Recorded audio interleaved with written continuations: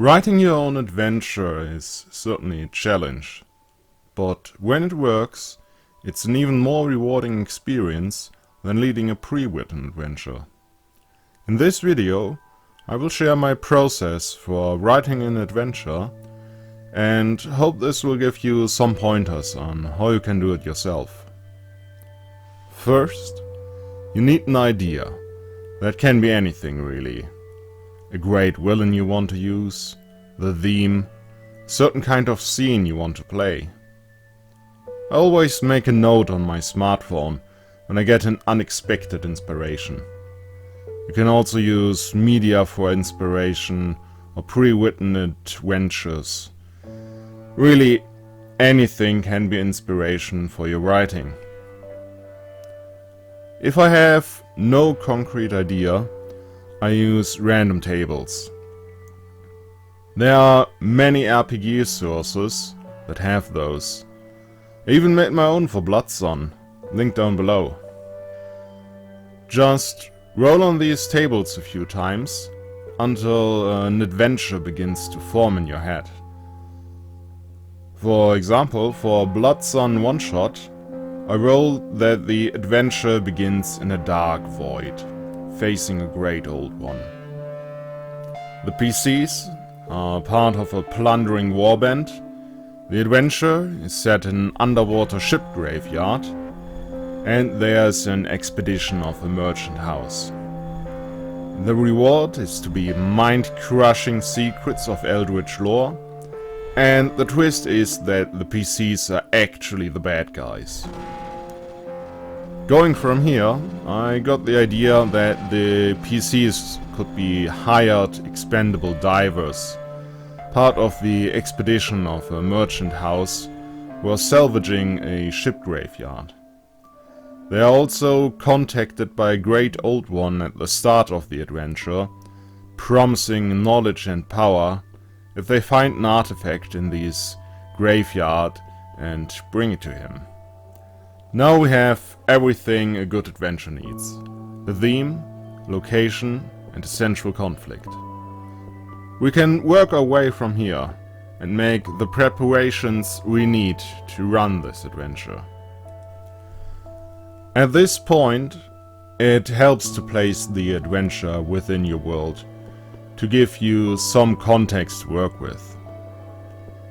This adventure I placed at the coast east of the Eastern Wastes, on the World of Thunder of my Bloodsun campaign world. With this information, I could easily decide which merchant house would be staging the expedition. House Ungol, the most powerful house in the region, could stage such a venture out of the coastal town of Port Ungol. This also helped me with the next step, which for me is working out some NPCs. I first made a list of what kind of NPCs I really need to run this adventure. The ones the PCs are most likely to interact with. For this underwater salvage operation, I went for an expedition leader, ship captain, quartermaster, and dive leader. I also used my random tables to roll up some ideas for an antagonist, someone who would actively work against the PCs. I got a cursed scoundrel who searches for eldritch secrets. I decided to make him one of the PC's fellow expendable divers. Now we have a three-way conflict for the artifact. The PCs, the expedition leader, and the antagonist, all trying to get the same artifact. With this in place, it is time to work out your NPCs. Give them a name. I like to use random generators for these, and you find many of these online, but I also have an app on my phone, and many setting books have their own tables for names. As an example, the expedition leader in this adventure would be a dwarf, since House Ungol is a dwarven merchant house. I decided to make her a woman and picked the name Arakelsia from a random set of dwarven female names. Since this expedition is an expensive endeavor, I decided House Ungol would only send one of her own. So she became Arakelsia Ungol. And since I found this still a bit plain, I decided to give her a descriptive nickname her underlings would use to refer to her. So she became Arakesia Iron Hands Ungol. Then you need a brief description of the NPCs, their most striking features, something the players will remember. It's more important to have something memorable here than having a long, detailed description. The players would forget details anyhow, so just use enough information to give them an impression of who the NPC is. Trying to follow this advice, I described Iron Hands as a middle-aged dwarven woman, short brown hair, brownish skin with scales growing in places, thick strong arms, hard eyes, wears practical but expensive work clothing. As a separate part of your NPC description, you should make notes on how to play the NPC. Some mannerism, some tics maybe. If you want to be really lazy with this, you can just write what character inspired the NPCs and work with that. Just write Gandalf the Grey or Matt Smith Doctor Who or something. For Iron Hands I wrote, never jokes, never smiles. A cruel iron heart mistress. You should also give each NPC their own motivation, so you know what kind of actions they will take during the adventure based on this motivation. You can write several motivations here, like an outward motivation they will admit to, and a secret motivation. These don't need to be super special, and most NPCs can get by with a very simple motivation.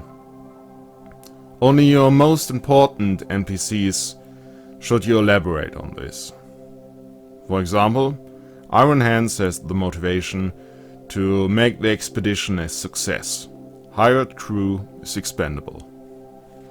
Only now that you have an idea who your NPCs are and what they do, should you even worry about stats. Depending on your style of GMing and the system you're running, you can give brief, detailed, or no stats at all. Sometimes it's enough to have a good idea what the NPCs are capable of, and let them succeed or fail based on that. If you are unsure, roll a die. If it's a good roll, they succeed. If it's a bad roll, they fail.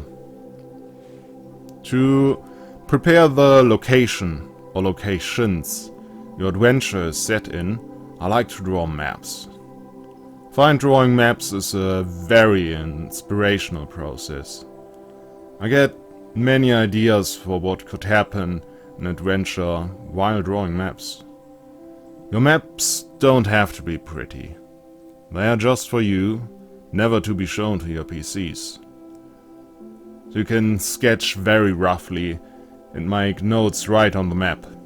You can worry about good-looking maps when you make handouts for your players, but for many adventures you can get by without handouts at all.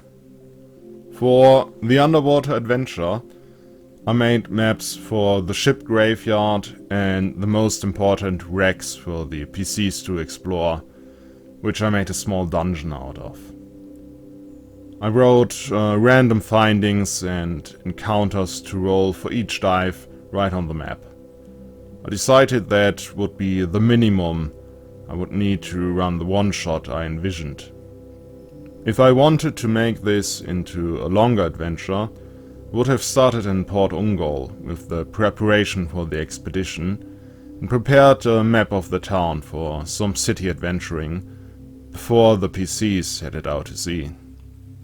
A map of the ship would be useful for a longer adventure, as would be a map of the general area of the ocean the ship would be searching for the graveyard through. And this is all you really need to run the game. You got your PC's motivations and your NPC's motivation to drive the plot. You also got the location your plot is set in as a sandbox to play in. You can just start the game and see where it's going from here. If you want to give your plot a bit more structure, you can plan a number of events that will happen at certain points in time or certain stages of the plot. You can make a timetable with these, or a flowchart. I'm personally not a big fan of these. I find my players will often do something I've not accounted for, and then I have to improvise anyhow. So I just have a few things that could happen at the back of my mind and improvise the plot as the game develops. Surprisingly often, the plot will follow a 3-act structure with up and downs, fast action and slow role-playing scenes with a big finale at the end on its own. At the beginning of each adventure, the players usually start by gathering information to find out what is actually going on and how they can reach their goals. The PC's motivation will eventually drive them into often violent conflict with the antagonist at some point. And if that conflict is not solved right away, the PCs will retreat to rest, get more information and allies, and then push towards conflict once again. You can imagine how this dynamic will naturally lead to a textbook tension curve for your adventure. And that is my process for writing adventures.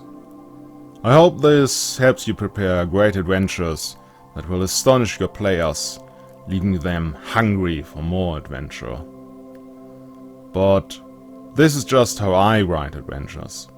Every GM has their own creative process. What is yours? Let me know in the comments below. Thanks and goodbye.